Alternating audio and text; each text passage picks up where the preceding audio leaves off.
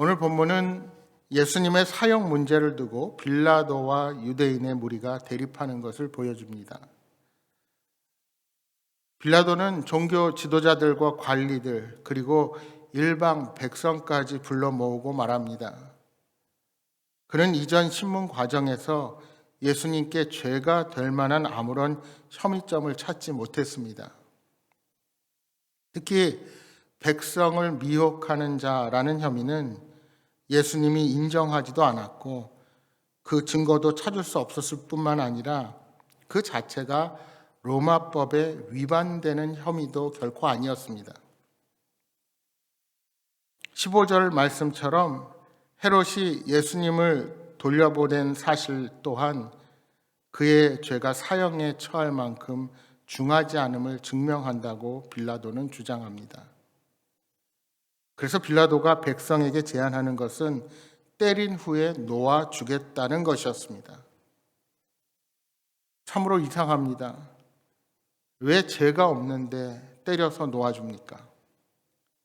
여기 16절에 때리다라는 헬라어 동사 파이디오는 1차적으로 교육시키다, 훈련시키다라는 의미를 가지고 있습니다.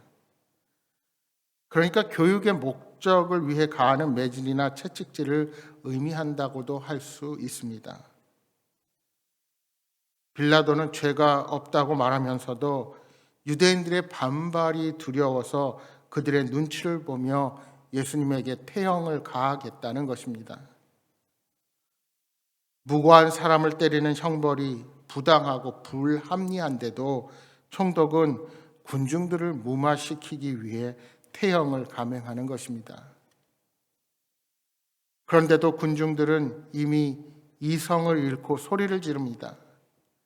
그들은 더 이상의 예수의 혐의를 제출하고 논증하려는 뜻이 없습니다.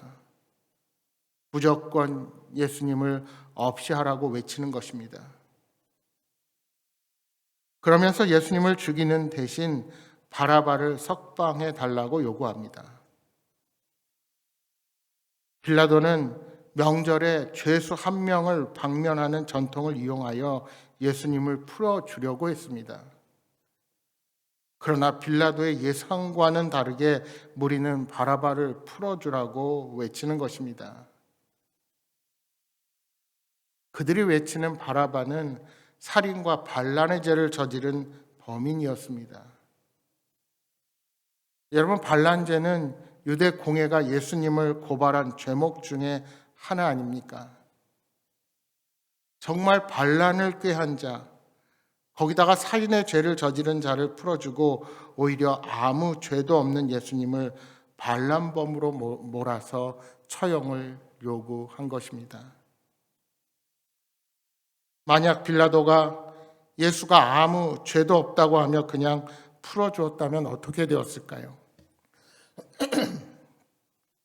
어쩌면 진실과 정의를 외치는 총독 앞에서 유대인들은 더 이상 흥분하지 못했을 수도 있습니다. 빌라도가 예와 아니오를 분명히 했다면 그들이 로마 권력 앞에서 침묵할 수밖에 없었을 것입니다.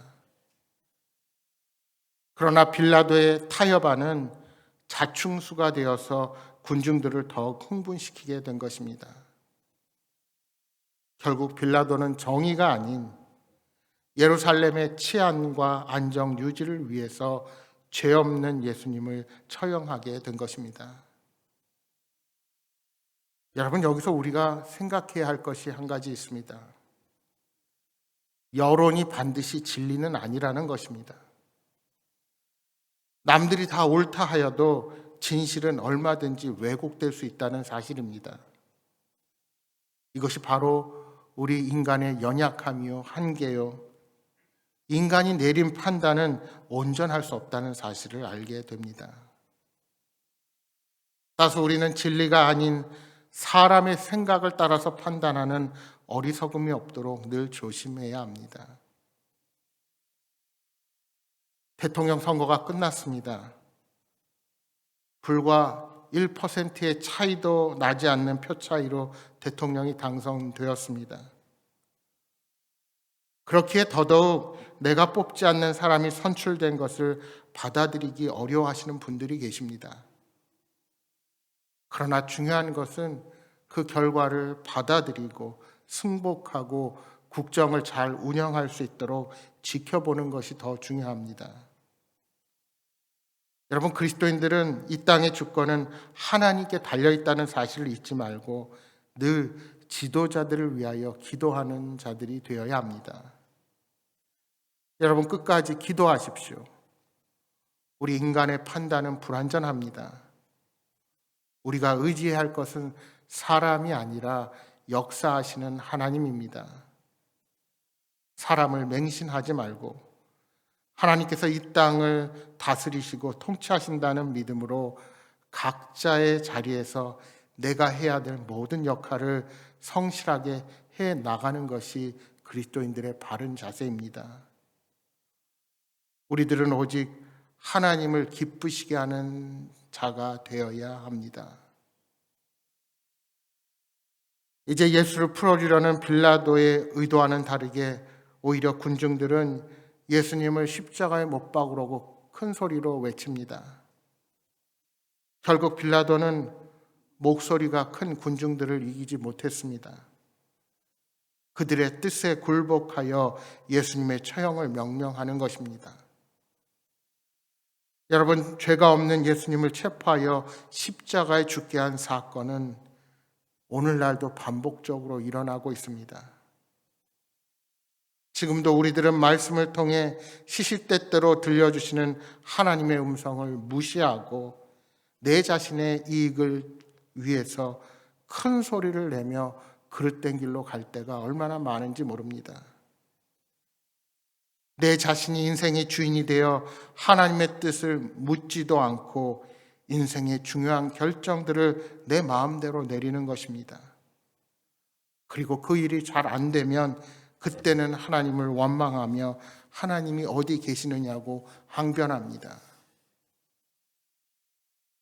주님을 말로만 사랑하지 내 자신의 욕심, 내 자녀들의 유익, 내가 가진 것을 더 채우기 위해 포기하지 못하는 결정들이 오늘도 우리 주님을 십자가에 못 박고 있는 것입니다. 여러분, 우리는 우리 예수님의 침묵에 주목해야 합니다. 그 침묵에 담긴 하나님께 대한 순종과 죄인들을 향한 사랑을 깨달아야 합니다. 바라기는 우리의 목소리를 잠재우고 이기심을 내려놓으며 성령 하나님의 음성에 귀 기울이시는 여러분 모두가 되시기를 바랍니다. 예수님을 대신하여 석방된 바라바는 본디 죽을 수밖에 없는 처지였습니다. 하지만 예수님으로 인하여 극적으로 목숨을 건지게 되었습니다. 여러분, 바라바라는 이름은 아버지의 아들이라는 뜻입니다. 십자가형을 받아야 할 아버지의 아들이라는 이름을 가진 바라바 대신에 하나님 아버지의 아들이 그 죽음의 길을 대신 가게 되었습니다.